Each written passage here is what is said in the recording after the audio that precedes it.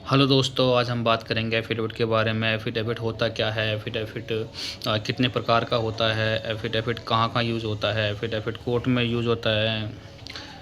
Affidavit को कहाँ-कहाँ use किया जाता है? तो आज हम एफ़िडेविट के बारे में बात करेंगे। सबसे पहले हम नीचे स्टार्ट करते हैं, जैसे स्कूलों में, कॉलेजों में, कंपनियों में या फिर बैंकों में या किसी जॉब में यदि एफ़िडेविट लगता है तो और किसी कोर्ट में यदि एफ़िडेविट लगा तो किस किस तरह के एफ़िडेविट होते हैं। तो चलो दोस्तों, हम स्टार्ट करते हैं एफ़िडेविट के बारे में। सबसे पहले हम किसी स्कूल में यदि हम एफ़िडेविट देते हैं तो मान के चलो हमारा बच्चा है चौथी, 5वीं, 10वीं, 12वीं तक के स्कूल में किसी में भी स्कूल में पढ़ता है, तो यदि उनमें मम्मी पापा का नाम मिस्टेक हो या उस बच्चे का कोई नाम मिस्टेक हो या डेट ऑफ बर्थ मिस्टेक हो, कोई भी हो, तो टीचर या प्रिंसिपल बोलता है कि भाई एक एफ़िडेविट बनवा लो कचहरी से या कोर्ट से। उसमें ये मेंशन होना चाहिए कि भाई पहले मेरा जन्म पत्री के हिसाब से मेरा नाम ये है और मेरी डेट ऑफ बर्थ ये है, एक एफ़िडेविट बनवा लाओ। तो दोस्तों, एक एफ़िडेविट का मतलब होता है एक शपथ पत्र। शपथ पत्र का मतलब होता है कि जो बात मैं एफ़िडेविट में लिख रहा हूँ वो बात मेरी सच है और फ्यूचर में यही बात मेरी रहने वाली है। एफ़िडेविट का यही मतलब होता है कि जो मैं बात बोल रहा हूँ वो बात मैं सच्ची बोल रहा हूँ, इसमें कुछ भी छिपाया नहीं गया है। यदि एफ़िडेविट में दोस्तों यदि कोई झूठ बोलता है तो झूठ लिखता है तो सॉरी 419 के तहत उसको सज़ा का प्रावधान है। तो बात करते हैं यदि बैंकों में यदि बात करते हैं, बैंक वाले बोलते हैं कि भाई आप एक एफ़िडेविट ले आओ।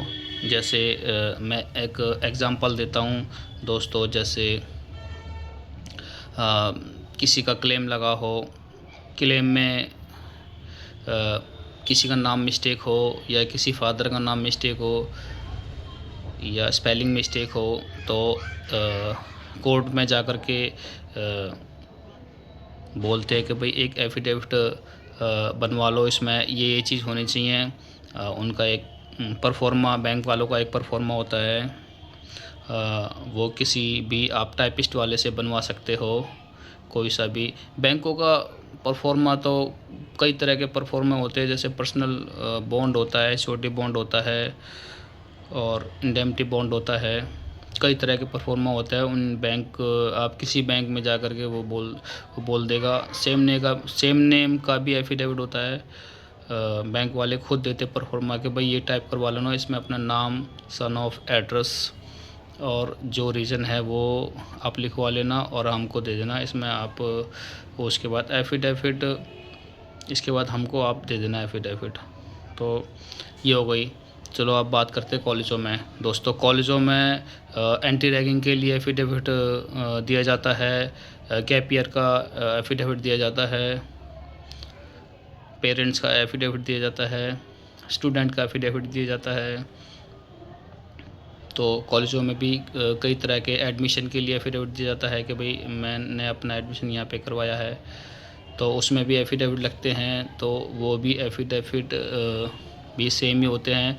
एफ़िडेविट में ये जो स्कूल है और कॉलेज हैं, इसमें नॉर्मली 10 रुपये का स्टाम्प पेपर और नोटरी के साथ लगता है। बाकी कंपनी के जो एफ़िडेविट आते हैं, कंपनी अलग-अलग होती है। प्राइवेट कंपनी भी होती है, लिमिटेड कंपनी भी होती है, गवर्नमेंट कंपनी भी होती है। तो कंपनी का एक अलग परफॉर्मा होता है कि भाई उसमें स्टाम्प पेपर 10 का भी होता है, उसमें स्टाम्प पेपर 50 का भी होता है। बैंकों का भी एक एफ़िडेविट होता है। उसमें किसी में 100 रुपये वाले स्टैम्प पेपर में मांगते हैं कि भाई 100 रुपये वाला स्टैम्प पेपर में लिखवा लो। जैसे लोन है, यदि हमको लोन लेना है तो उसमें 100 रुपये का स्टैम्प पेपर लगेगा उस एफ़िडेविट में। और जैसे बैंक वाले होते हैं, बैंक वाले कहते हैं भाई यदि आपको अपना खाता चालू करवाना है तो आप 100 रुपये का एक रेंट एग्रीमेंट ले आओ और साथ में एक एफ़िडेविट ले आओ। तो उसमें 100 रुपये का एफ़िडेविट लगता है। ये होता है बैंक खाता खुलवाने के लिए। जैसे जिसकी आईडी बाहर की हो, आउट ऑफ जहाँ पे जो रह रहा हो, आउट ऑफ स्टेट हो, आउट ऑफ डिस्ट्रिक्ट हो, उसमें बैंक वाले मांगते हैं एफिडेविट कि भाई मैं यहाँ पे इस पते पर इतने साल से रह रहा हूँ। उसमें 100 रुपये वाला स्टैम्प पेपर लगता है। तो चलिए हम बात करते हैं कोर्ट वाले एफिडेविट की। कोर्ट वाला एफिडेविट कैसे बनता है? कोर्ट वाला एफिडेविट यदि हम केस फाइल कर रहे हैं, कोई सा भी XYZ कोई सा यदि हम केस फाइल कर रहे हैं, तो उसमें एफिडेविट लगता है। उसमें स्टैम्प पेपर नहीं लगता दोस्तों, उसमें ओथ कमिश्नर की मोहर लगती है। और ओथ कमिश्नर के सामने जो डिपोनेंट होता है उस पर ओथ कमिश्नर के सामने साइन होते हैं। और फिर वो जो प्लेंट होती है, यदि जो प्लेंट माने जो केस फाइल हम करते हैं, जो बात हम अपनी रखते हैं, उसके साथ सपोर्टिंग एफिडेविट लगता है। और उसमें ओथ कमिश्नर के मोहर लगती है, उसमें हमारा भी एफिडेविट लगता है। उसमें हम ये बोलते हैं कि जो हमने बात लिखी है इस प्लेंट में, इस केस में, वो सारी बातें सही है और सारी बातें जो हमने लिखी हैं इसमें कुछ भी छुपाया नहीं गया है, इसमें कुछ भी दबाया नहीं गया है। यदि हम कुछ भी छुपाते हैं या झूठ बोलते हैं एफिडेविट में, या फिर हम झूठा एफिडेविट देते हैं, झूठी बात हम बोलते हैं, तो 193 के अनुसार आपको 7 साल तक की सज़ा हो सकती है यदि कोर्ट में आप एफिडेविट देते हैं। तो ये सारी एफिडेविट की बात कर रहा हूँ, एफिडेविट से हट के कोई बात नहीं कर रहा हूँ मैं। तो यदि हम कोर्ट में जैसे हमारा केस पड़ा हुआ फैमिली कोर्ट में, तो वहाँ पे बोलते हैं कि भाई अपना तुम कितना कमाते हो, कितना तुम अर्न करते हो, एक एफिडेविट ले आओ।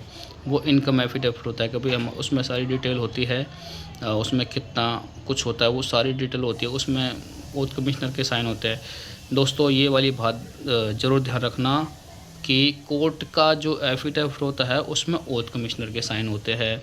और नॉर्मल जो एफिडेविट होता है बैंक वालों का, कंपनी वालों का, स्कूल वालों का या एनी अदर वालों का, कोई भी रिलेटेड मान के चलो, उसमें नोटरी के चल सकते हैं जी।